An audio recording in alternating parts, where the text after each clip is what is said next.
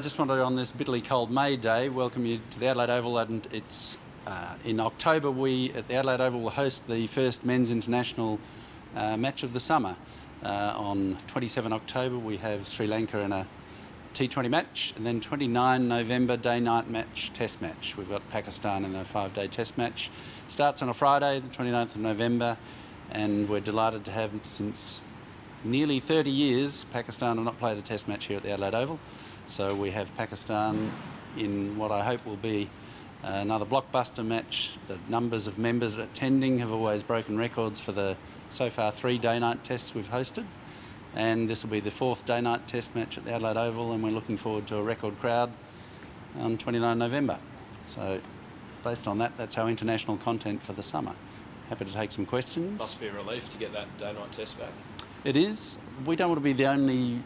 We don't want to be only a day-night test venue, but we do them very well, and it is, on this occasion, we look at each match and think Pakistan would probably do very well with day-night as far as attendees. So, and to have a Friday test helps us a lot too, because we can get members down in the early afternoon to watch the starter play and get a full Friday, Saturday, Sunday without missing any work. End of October is pretty early to be kicking off, yeah, the cricket season. Yeah, it's a very early start for some international content. But I think it's going to be an unusual summer. I think we need to get the members and public aware of what the summer hosts.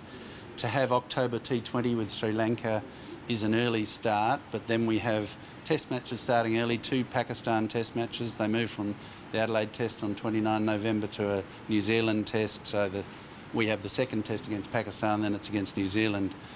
And then there's a gap in January where the Australian men's team will be in India, during which time we'll have Big Bash competition, so there's plenty of opportunity for people to see cricket content throughout. Was there any resistance from Pakistan? I know there's been issues with India in the past to a day-night test. There was, whether you call it resistance, I think they were just looking for a better understanding of what that might involve. At the end of the day, they've seen the benefits of it to them for television viewing as well, I think. So ultimately it was favourably received. So a bit easier to deal with. A bit of negotiation from what I understand between CA, but that's all in Cricket Australia's hands.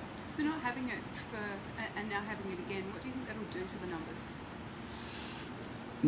Not having had a day-night test. I don't think that'll have any adverse impact. We always have some members say I'd rather have day tests, other members not.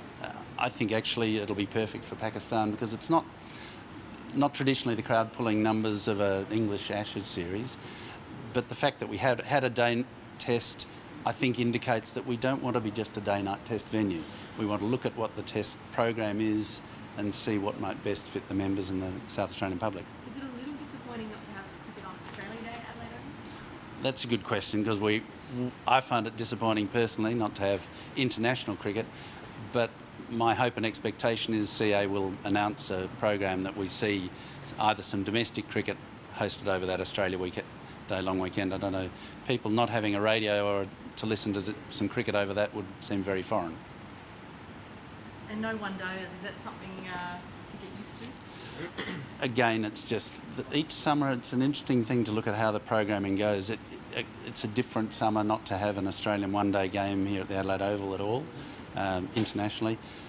Again, put it in the context, we then go into a women's T20 competition in March. There's an enormous amount of cricket going to be played. It's just getting used to some differences from what we're traditionally seeing. In terms of crowd numbers, expect record crowds again. Would you have expected different numbers if maybe Australia was playing New Zealand, or is Pakistan maybe the best you can hope for? Pakistan's a pretty good... They've just defeated us over in the UAE in last Test series.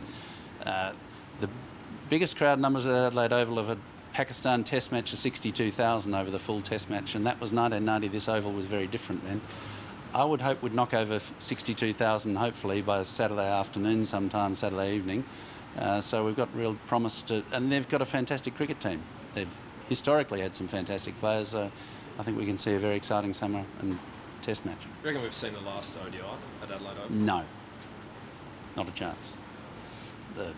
The World Cup is too big a part of international cricket content, and Adelaide Oval is too much attraction to international cricketers to never host an ODI here again. It's on the radar. Was that something likely to be negotiated, like you don't get a one-day so you get the Friday night test. Is that how it works? A little bit of that, but it's not really.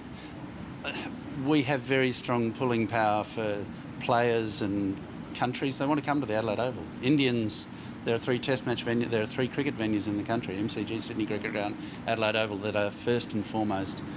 So for anyone to say we won't host a one-day game at the Adelaide Oval, they're making a big call that's not very popular. So it's not only Adelaideans that love this Oval.